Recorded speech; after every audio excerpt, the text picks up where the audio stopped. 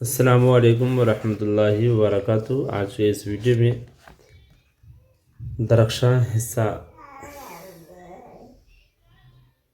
1 کا سبق نمبر 2 بھابھی جان سہیل عظیم آبادی کا ایک مضمون ہے، اس سے متعلق پڑھیں گے۔ صنف افسانہ کی تعریف۔ مختصر افسانہ زندگی کے کسی ایک پہلو کی ترجمانی ہے۔ قصہ گوئی کی وہ مختصر صورت جس میں زندگی ایجاز و اختصار کے ساتھ سمجھ آئے، اسی کو ہم مختصر افسانہ کہتے ہیں۔ مغربی ادبیات میں مختصر افسانے کی تعریف یوں کی گئی ہے کہ مختصر افسانہ وہ تحریری قصہ ہے جسے ایک نشست میں پڑھ لیا جائے۔ عام طور پر سے یہ تسلیم شدہ حقیقت ہے کہ مختصر افسانہ فکشن کی مختصر ترین شکل ہے، جس میں پلاٹ، کردار، نقطۂ عروج اور زمان و مکان جیسے تمام عناصر کے ساتھ ایک لازمی عنصر وحدت تاثر ہوتا ہے۔ کامیاب افسانے میں واقعات کی پیشکش میں وحدت تاثر کو مرکزی حیثیت حاصل ہوتی ہے۔ اردو میں سب سے پہلے سجاد حیدر یلدرم نے مختصر افسانے کی بنیاد ڈالی۔ ان کا پہلا افسانہ نشے کی پہلی ترنگ 1900 میں شائع ہوا اور 1904 میں علی محمود کے افسانے چھاؤں کی اشاعت ہوئی۔ لیکن جب 1907 سے منشی پریم چند کے افسانے منظر عام پر آنے لگے تو اس وقت اردو افسانے نے ایک نئی جست لی۔ پریم چند کے یہاں خیالی قصے کہانیوں میں بھری زندگی اور سماج کے تمام ضروری مسائل شامل ہو گئے۔ حالانکہ سجاد حیدر یلدرم اور ان کے رفقا نے رومانی افسانے بھی لکھے، لیکن پریم چند کے زیر اثر ترقی پسند افسانہ نگاروں کا ایک پورا قافلہ سامنے آ گیا۔ کرشن چند، راجندر سنگھ بیدی، سعادت حسن منٹو اور عصمت چغتائی نے آزادی سے پہلے اپنا مقام متعین کرا لیا۔ احمد ندیم قاسمی، حیات اللہ انصاری، سید محمد حسن اور غلام عباس جیسے ترقی پسند افسانہ نگاروں نے اس عہد میں اپنا مقام بنایا۔ جدیدیت کے زمانے میں غیاث احمد گدی اور سریندر پرکاش وغیرہ نے جدید افسانے کی علامتی فضا قائم کی۔ 1970 کے بعد جن افسانہ نگاروں کی واضح شناخت قائم ہوئی ان میں شوکت حیات، حسین الحق، عبدالصمد، احمد یوسف وغیرہ اہم ہیں۔ اردو افسانے کی عمر بس 1 صدی کی ہے۔ اس مختصر وقفہ میں اردو افسانے نے اتنی ترقی کر لی جس کی وجہ سے اردو کا دامن بہت وسیع ہو گیا۔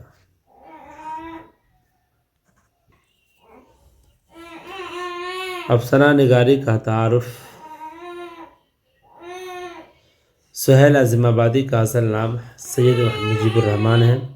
وہ ابتدا میں شاعری بھی کرتے تھے، اس لیے سہیل تخلص کرتے تھے، لیکن جب افسانے کی طرف مائل ہوئے تو وہ اسی کے ہو کر رہ گئے اور ادبی دنیا میں سہیل عظیم آبادی کے نام سے مشہور ہوئے۔ سہیل کی پیدائش 1901 میں 11 میں پٹنہ میں ہوئی۔ ان کا تعلق ایک زمیندار خاندان سے تھا۔ 1 سال کی عمر میں والدہ کا انتقال ہوا اور نانیہال میں پرورش ہوئی۔ ایک استاد کی سرپرستی میں ابتدائی تعلیم و تربیت حاصل کی۔ ویسے ان کا آبائی وطن شاہپور بھدول ہے جو پٹنہ ضلع میں واقع ہے۔ آگے چل کر اگرچہ مظفرپور، حیدرآباد اور کلکتہ جیسے علمی مراکز پر قیام پذیر رہے، لیکن افتاد تباہ کی وجہ سے اعلیٰ تعلیم حاصل نہیں کر سکے۔ سہیل عظیم آبادی نے افسانہ نگاری کے ساتھ آل انڈیا ریڈیو کی ملازمت اختیار کی۔ اس سلسلے میں دلی میں رہے، پھر ان کا تبادلہ کشمیر ہو گیا، پھر پٹنہ واپس چلے آئے اور ملازمت سے استفادہ دے دیا۔ انہوں نے صحافت بھی کیا، رسالے بھی جاری کیے اور ساتھی کے نام سے روزنامہ اردو اخبار بھی نکالا۔ گویا وہ زندگی بھر اردو کی ترویج و اشاعت میں مصروف رہے۔ چنانچہ انہوں نے چھوٹا ناگپور کے علاقہ میں 5-7 سال تک اردو کی ترویج و اشاعت کا کام کیا۔ زمیندارانہ ماحول سے تعلق اور چھوٹا ناگپور کے قیام نے ان کے افسانوں کے موضوعات متعین کر دیے۔ ان کے اکثر و بیشتر افسانے زمینداروں کے استحصال کے خلاف، مزدوروں اور کمزور طبقوں کے حقوق سے متعلق ان کے موضوعات ہیں۔ سہیل عظیم آبادی کی تخلیقات میں 3 افسانوی مجموعے الاؤ، 4 چہرے اور آدمی کے روپ میں ہیں، اور ایک ناول بیجڑ کے پودے ہیں۔ ان مجموعوں کے علاوہ سہیل عظیم آبادی کے افسانوں کی تعداد 125 تک پہنچتی ہے۔ 1980 عیسوی میں سہیل عظیم آبادی کا انتقال ہو گیا۔ افسانہ بھابھی جان کی تلخیص۔ سہیل زیر نصاب افسانہ بھابھی جان سہیل عظیم آبادی کی تخلیق ہے۔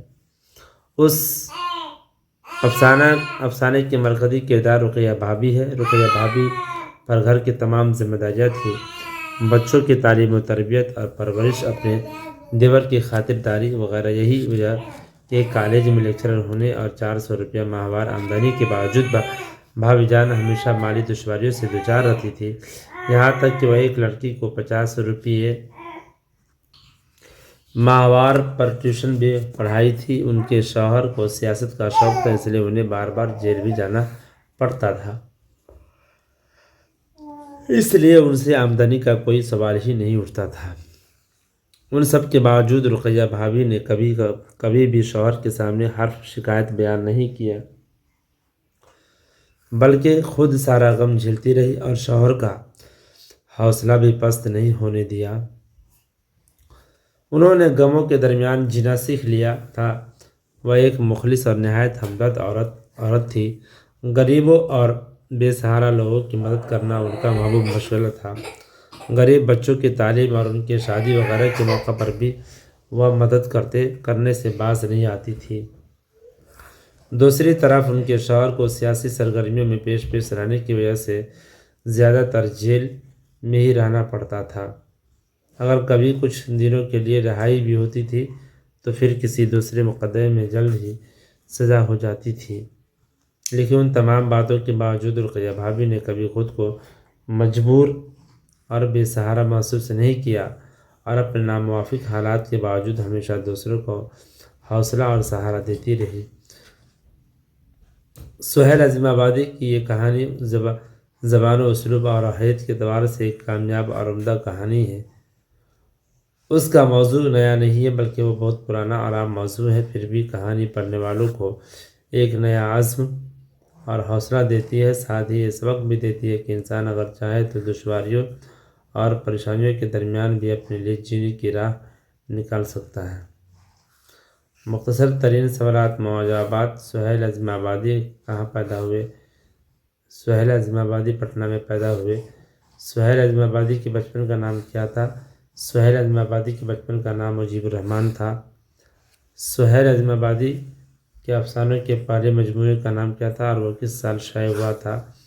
سہیل عظیم آبادی کے افسانوں کا پہلا مجموعہ 4 چہرے ہے، جو تقریباً 1934 عیسوی میں شائع ہوا۔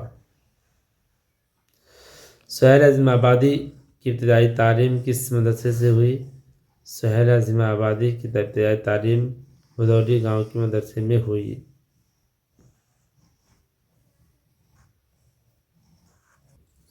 مختصر سوالات مجابات۔ رقیہ بھابھی کے جس دیور کا کردار کہانی میں پیش کیا گیا اس کا نام کیا تھا؟ رقیہ بھابھی کے جس دیور کا کردار کہانی میں پیش کیا گیا ہے اس کا نام اختر تھا۔ اختر کا کردار بہت ہی مثبت اور بامعنی کردار ہے۔ اختر کے کردار کے ذریعے ہی رقیہ بھابھی کا کردار نمایاں ہوتا ہے اور اسی کردار کے سہارے کہانی بھی ارتقا پذیر ہوتی ہے۔ اختر کے کردار نے دراصل رقیہ بھابھی کے کردار میں انسانی پہلو کو اجاگر کیا ہے۔ رقیہ بھابھی کے شوہر کو بار بار کیوں جیل جانا پڑتا تھا؟ رقیہ بھابھی کے شوہر کو بار بار اس لیے جیل جانا پڑتا تھا کہ انہیں سیاست سے کافی دلچسپی تھی۔ اس وقت تحریک آزادی زوروں پر چل رہی تھی۔ رقیہ بھابھی کے شوہر پر کئی سیاسی مقدمے چل رہے تھے۔ کسی مقدمہ میں 2 سال کی سزا ہو گئی، جیل چلے گئے اور 2 سال کے بعد جب رہائی ملی تو معلوم ہوا کہ کسی دوسرے مقدمے میں انہیں 3 سال کی سزا ہو گئی۔ یہی وجہ تھی کہ رقیہ بھابھی کے شوہر کو بار بار جیل جانا پڑتا تھا۔ رقیہ بھابھی کس لڑکی کی تعلیم کا خرچ خود برداشت کرتی تھی اور کیوں؟ رقیہ بھابھی بھی شمی نام کی لڑکی کی تعلیم کا خرچ خود برداشت کرتی تھی، اس لیے کہ شمی بہت غریب لڑکی تھی، اسے پڑھنے کا شوق بہت زیادہ تھا، لیکن غربت کی وجہ سے والدین اس کی تعلیم کا خرچ برداشت نہیں کر پاتے تھے۔ اس لیے رقیہ بھابھی بھی جو کالج میں لیکچرر تھی، انہوں نے شمی کی تعلیم کا خرچ اپنے ذمہ لے لیا اور اس طرح وہ دوسرے حیات مندوں کی مدد بھی کیا کرتی تھی۔ رقیہ بھابھی کو سونے کی چوڑیوں کو کیوں فروخت کروانا پڑا تھا؟ رقیہ بھابھی نے اپنے سونے کی چوڑیوں کو اس لیے بیچ دیا تھا کہ وہ ایک غریب لڑکی تھی۔ ایک غریب لڑکی شمی جو ان کے کالج میں پڑھتی تھی اور اس لڑکی کے تمام تعلیمی اخراجات رقیہ بھابھی برداشت کیا کرتی تھی۔ ایک دن وہی لڑکی رقیہ بھابھی کے پاس آئی اور اشک آلود آنکھوں سے سراپا سوال بن گئی۔ رقیہ بھابھی کے بار بار اصرار پر بولی کہ بھائی جان کے امتحان کا فارم بھرنا ہے اور کل آخری تاریخ ہے۔ چنانچہ رقیہ بھابھی نے شمی کے بھائی کا تعلیمی کیریئر بنانے کے لیے سونے کی چوڑیوں کو فروخت کر کے شمی کو دے دیا۔ رقیہ بھابھی کو جب فرصت ملتی تھی تو اپنا شوق پورا کرنے کے لیے وہ کون سا کام کرتی تھی؟ رقیہ بھابھی کو جب فرصت ملتی تھی تو اپنا شوق پورا کرنے کے لیے خط لکھنے پر بیٹھ جاتی۔ بہت سے لکھنے والے ان کو خط لکھتے تھے اور خط میں لکھنے پڑھنے اور مضمون نگاری سے متعلق مشورے طلب کرتے تھے۔